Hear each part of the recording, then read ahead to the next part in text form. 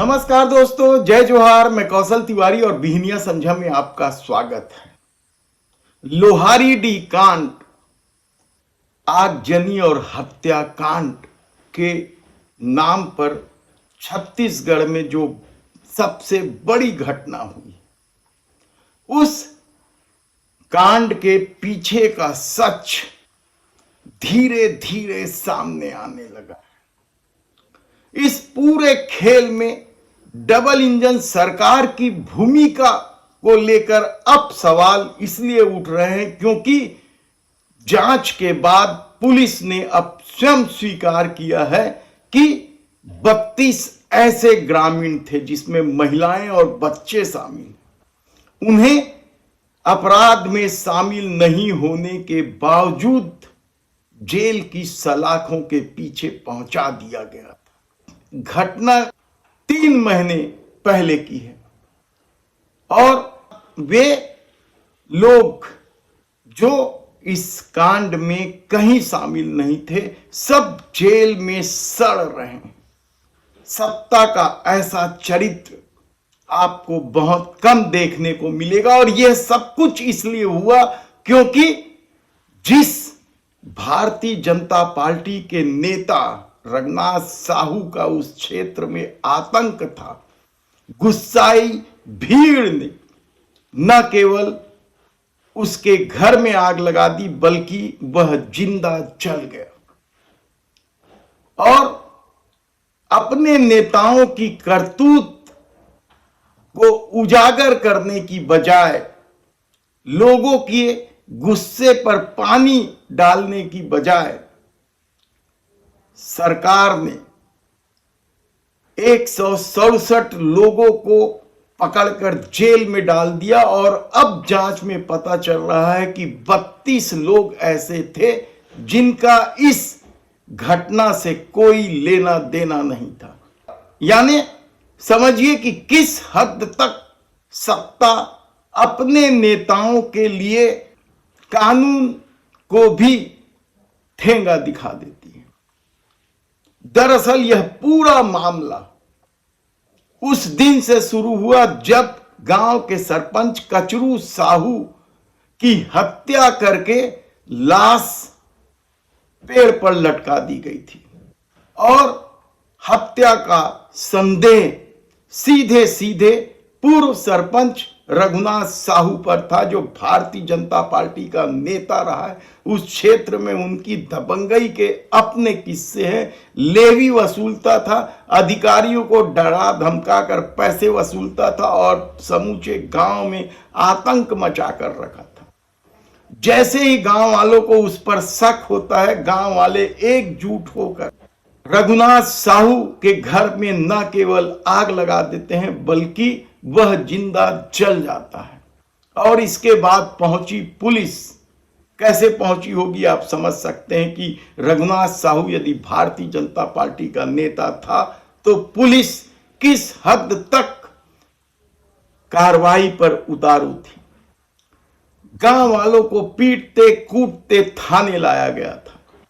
उसमें से एक साहू समाज का युवक प्रशांत साहू की मौत हो जाती है। अभी तक इस मामले में कोई एफआईआर दर्ज नहीं हुई है। पुलिस ने सीधे सीधे हत्या की है उसकी। यह गांव वालों का आरोप है, साहू समाज का आरोप है, कांग्रेस का भी आरोप है, लेकिन अभी तक एफआईआर नहीं हुई।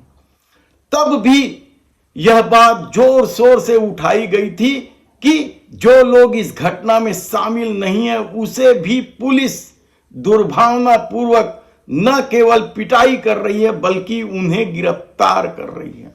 लेकिन तब शासन मानने को तैयार नहीं था और अब जब जांच रिपोर्ट सामने आई है तो ऐसे लोगों की गिरफ्तारी का मामला खुलकर सामने आया और पुलिस ने खुद न्यायालय में यह बात कही है कि गिरफ्तार 167 लोगों में से 32 लोग ऐसे हैं जिनका इस घटना से कोई लेना देना नहीं। संख्या और भी बढ़ सकती है, यह संभावना व्यक्त की जा रही है। लेकिन आप सोचिए कि जो लोग पिछले 2.5-3 महीने से जेल की सलाखों में बगैर अपराध किए बंद हैं, उनकी क्या स्थिति और उनके परिवार पर क्या गुजर रहा होगा। लेकिन सत्ता का अपना चरित्र, और यह पूरा मामला किसी और क्षेत्र का नहीं है, छत्तीसगढ़ के गृह मंत्री विजय शर्मा के विधानसभा क्षेत्र का मामला है। हालांकि छत्तीसगढ़ में जन आक्रोश सत्ता के खिलाफ को लेकर कई सारे मामले चल रहे हैं, कई घटनाएं हुई हैं जब सत्ता की लापरवाही या हठधर्मिता के चलते लोगों को सड़क पर आना पड़ा और आगजनी, तोड़फोड़ जैसी घटनाओं को अंजाम देना पड़ा। यही स्थिति बलौदा बाजार को लेकर भी है। बलौदा बाजार में भी बड़ी हिंसा हुई थी, एसपी कार्यालय तक लोगों ने फूंक दी थी, और उसके बाद पुलिसिया अत्याचार की जो कहानी सामने आ रही है वह हैरान कर देने वाली है। और वहां भी इसी तरह के आरोप हैं कि सतनामी समाज के लोगों को चुन चुन कर पुलिस ने गिरफ्तार किया है, और ऐसे लोगों को गिरफ्तार किया है जो केवल प्रदर्शन में शामिल थे। उनका आगजनी या तोड़फोड़ जैसी दूसरी घटनाओं से कोई लेना देना नहीं था, क्योंकि समाज का प्रदर्शन था और बड़ी संख्या में लोग पहुंचे थे। लेकिन पुलिस और सरकार की अपनी करतूत है, उसके अपने चरित्र हैं, और शायद यही वजह है कि अब सतनामी समाज के द्वारा भी निरपराध लोगों को छोड़े जाने की मांग तेज होने लगी है। लेकिन लोहारीडीह में सब कुछ आईने की तरह साफ हो गया है कि किस तरीके से पुलिसिया अत्याचार हुई। हालांकि घटना के बाद दोनों ही स्थानों के एसपी, कलेक्टर हटा दिए गए, लेकिन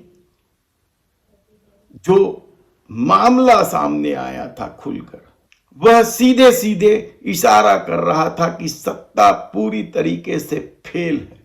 और ऐसे में अब जब 32 लोग निरपराध पाए गए हैं, जिनका इस अपराध से कोई लेना देना नहीं है, वे जेल से छूट भी जाएंगे। लेकिन क्या इस गिरफ्तारी को लेकर कोई बड़ी कार्रवाई होगी? किसने गिरफ्तारी की, किसके इशारे पर गिरफ्तारी हुई है? इस पूरे मामले की क्या उच्च स्तरीय जांच नहीं होनी चाहिए? धन्यवाद।